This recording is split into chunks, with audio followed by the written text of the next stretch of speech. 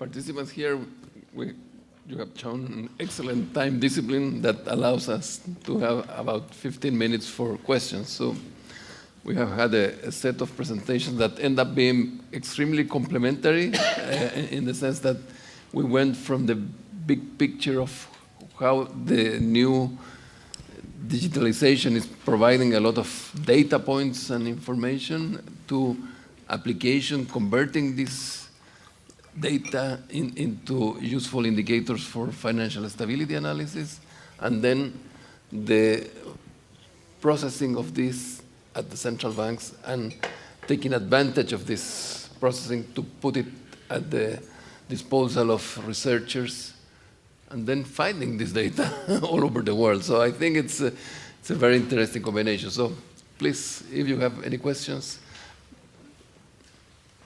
Yes.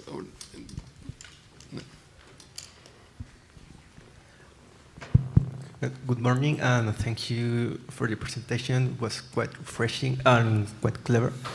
I would like to know your opinion related with microdata, in the sense of when you have microdata for central banks, for example, you have different challenges. For example, you need the comparability across time, and also you would like to ask a lot of information. So I would like to know your opinion related with that, like the volume according to the complexity of that information. Thank you. We're going to collect a couple of questions and then perhaps we can make a couple of rounds. Yes. Thank you very much for the presentation. I found it very, very interesting and appealing. One of the challenge we have in the statistics area in the central bank is how to incorporate this big data or this print information that we find everywhere in our formal work, our official statistics. You know, because we need stable sources. We have to publish timely and according to a calendar, and we need to have very good quality source data. So that is one of the main concerns we have when we are dealing with this, even though we see all the opportunities this information provides us. So that is a challenge we have to deal, and I would like to get more, know more your opinion about that. And the other thing is for the data centers for Portugal and for the Bundesbank is how is your relationship with the statistic area? Because you have this data center for researcher, but at the same time there are some, I understand that relationship. You, Pablo, said that you had a coordination with statistics. I would like to know more about that, and who is the owner of the data at the central bank? How do you manage? Who is responsible for the confidentiality, for instance? And how do you share the cost of the storage of the data? How do you deal with that? Well, perhaps we can, if you want to take some of the questions. Can I have one more? Yeah. So also, like, I would like to know from Paulo and Stefan, to what extent the information that you provide is currently used for the policymaker for the short-term macro analysis. I mean, to me, it was very clear from the presentation from Bruno, but it wasn't quite clear to me where you only provide input for like external researchers or also for the internal researchers to provide advice to the board. Well, okay, so yeah, thank you. Maybe I start with a question on how to integrate the new and the old. Yeah, I think we saw two approaches here, right? The one is evolving traditional statistics and bringing them out and publishing them and adding on to it. And the other thing, what I presented a little bit, is the move fast and break things. And that has been also very successful. I mean, the companies who have moved fast and broke things, they are now the 5 leading companies in the world. And they broke a lot of things, right? So and I think we have to work on both ends a little bit as well. You have to move fast and you have to try it out in order to find a sustainable way to integrate it, as you said. And we heard a lot also yesterday, for example, in the discussion between IMF and Eurostat, which is great. Yes, we have to go at the end, and we have to go and make agreements also with these new data sources to have incoming stable flow. But before we go there, there's a lot of work to do. We have to know exactly what we want and what we need, and we don't need the microdata of Mark Zuckerberg. We want a very high-level table, and we have to play with that. So right now with you and Eklak, we are playing for 4 years already, and I think there's still years to go until we would be ready and really to know which indicators serve what, how to deal with them, what is trustworthy, and there's a lot of work for us to do. And that's a little bit the behind the scenes. Move fast and break things. You don't have to go public. And I say we need to get going now. We need to get going years ago because it will take us years before we understand what these actually serve, what these actually are good for and what we actually need. And only when we need them, only when we know what we really want, I would suggest then we go to these data providers and make agreements with them. Because they already give us a lot of data. Their APIs are fantastic. There are years for things we can play with. They already give us access to their APIs. And in the meantime, going also innovating on the traditional statistics, bringing them out and making them public, and so forth, and working with some of these tools. And at the end, I think over the next 5 or 10 years, we have to go from both ends to bring them to a new view that can also keep up with what this world is moving on. Right, with this information flow and disinformation, fake news, that's a big thing, and central banks are in this game too now. Political campaigns were the first victims to it, but central banks and other actors and the economy in general. There's a lot of economic margin in fake news, right? So and if the traditional political actors don't occupy this turf, others will. And they will exploit this margin that is same as they did already for political campaigns. They will also exploit it for economic gain, just by the reality of how you can communicate nowadays with micro-targeting and so forth. So yes, we have to get going immediately now and work from both sides on that challenge. Mm-hmm. Thank you, Martin. Bruno? A few points on comparability of microdata.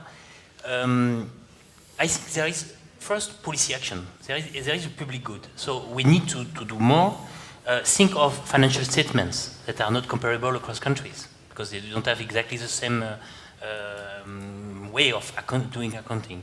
Think of non-performing loans. Can we have an harmonized definition? So think of having identifiers. We have a project at the global level to develop the LEI, and it's not finished, so we need to complete this. And also how to make this concept comparable with the macro framework, can be the SNA framework, can be the macro statistics on the financial side. So there is a lot of public work to be done to improve the quality of this microdata. Having said that, my feeling is that these data are very dirty, and they will always be very dirty. But it's just, we realize that these data are dirty. Before we were using macro aggregates, and we thought, oh, it was very high quality.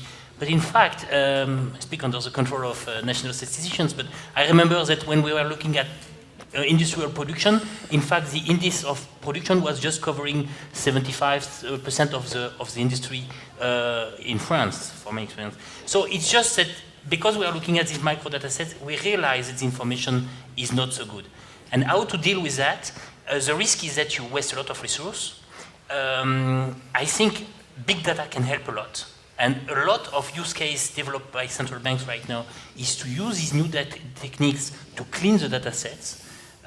Because obviously you cannot spend your time to look at aggregate information and correct the information, but you could have a probabilistic way, for example, to find duplicates or to merge data sets. So you don't really have the good identifier, but you have a probability that it's the same entity, etc., etc. And this goes back to the point raised by Gloria. So what are the use cases, in fact? And this is really what central banks are telling us. There's a lot of investment. It's very costly. But what is the use case? I think there is a lot of use case in the statistical production, cleaning the data set, merging the data sets, etc. There is also, obviously, a policy use case, but it's a bit a chicken and egg problem. You need to have the infrastructure, and then you need to see the use case. My feeling, perhaps I'm too optimistic, but central banks are very well placed, because central banks are both producers of information and users of information. So the risk that we waste our resource just to clean data sets for the purpose of cleaning data sets and we are not making use of it, I think is relatively limited, but it's a big risk, of course. Paulo? Yeah. First, with regard to the question of comparability, I would just like to point out that when we created Inexta, that's one of the points that's in the agenda, is to really to establish a dialogue among research data centers and see what can be accomplished on that front. So we do have that in mind. I'd like to now move to your question about the statistics department and who owns the data in our particular case. I'll say the data is owned by the bank. Let me put it this way. That's the way we see it. The statistics department has realized almost from the beginning that they could also benefit very much from this project because of the feedback that we give them. And now you also asked about the question about confidentiality. Who is responsible to ensure confidentiality? Well, we are. I mean, once we make an extraction from the statistics department and they keep the database alive, and so we have to extract the data and freeze it because we have to worry about replicability and make sure that we can at any time generate exactly the same results for the researchers. So once we make the extraction, the data is in our side, and we are the ones that we are responsible to make sure that it remains confidential for the researcher. Moving to your question about the short term, that is not one of our worries. I mean, because we are not providing the most updated information. We invest a lot on cleaning up the data, making sure it's stable, and there is, of course, a lag on, sometimes a temporal lag on the data that's provided to the researchers. So when we are making the data available, we're thinking more about the research and not so much about short-term policy, although we do have people in the research, in the economics and research department that work, and we work with them sometimes to feed them data, but they usually get their own data to provide for short-term analysis of the data. Stefan? Yeah. Still working, yeah. Complexity or cooperate, the first point I think was answered with the addition that Inexta now is also Eurostat has joined, so we are now getting also the NSI statistical side, and we learn a lot of them. That's also what I want to say with the big data. There is a fantastic initiative by Eurostat about how big data can improve statistics and what are the regulations or also quality issues to bring them in, and that's leading, I guess, by Statistic Netherlands, and if you go to their website, it's amazing what they are doing, so we can learn of them. What Bundesbank at the moment is doing, we are searching for data gaps where we need for our picture something. For example, we do not have much information in Germany about house prices, and to get that from third parties, or what we now also have heard about unstructured data. So that means, we are doing something, but for example, it is recognized in society in a different way and it's going in another direction, and that's because of feelings of people, they fear or something, and we need also some kind of these data, and that's what we call unstructured data. So to the RDC questions, we have, Germany is a defractured country, so we have at the moment 34 different research data centers. So that means every data provider has its own. We're starting now cooperation with the statistical agency in Wiesbaden. So we had close cooperation with them, but now we are on the way to have joint data products. So we start with that. So we hope to have that. We also have to convince the lawyers about that and the IT guys, so to have that. Ownership of data are still, in our case, and Bundesbank is also a little bit more complicated, are still the data producer units. So, but there's also a discussion now going on that there's some of the ownership is going to the research data and service center. So there's also now a discussion going on with the lawyers on that, and even with the data owners, if they can do that. That is also who's responsible for the confidentiality.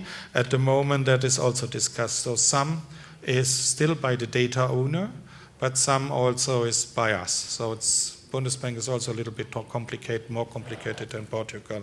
The cost at the moment is totally covered by Bundesbank.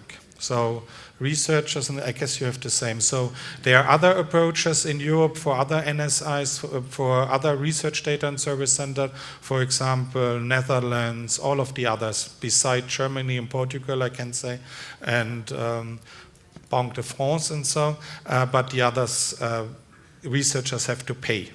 So that's a general one. Sometimes a little, sometimes more. So we are not doing this. Good. And the last one, and because you want to go to the break, is the support in Bundesbank is half for the internal and half for the external. So that's the 20 people are dedicated, 10 to internal and 10 to external. And things we do for the internals is, for example, combining the data, document the data, and even bring external data for internal research. So, for example, for one project, we have social security records from the pension system. And we're also now discussing to get, for example, social security records from the Federal Employment Agency combined with the Bundesbank data. So, but you have that already, I learned. So, but in Germany, as I said, it's a little bit harder, the life. So, thank you. Well, thank you very much to all the participants. We have had an excellent session, and please, let's give them.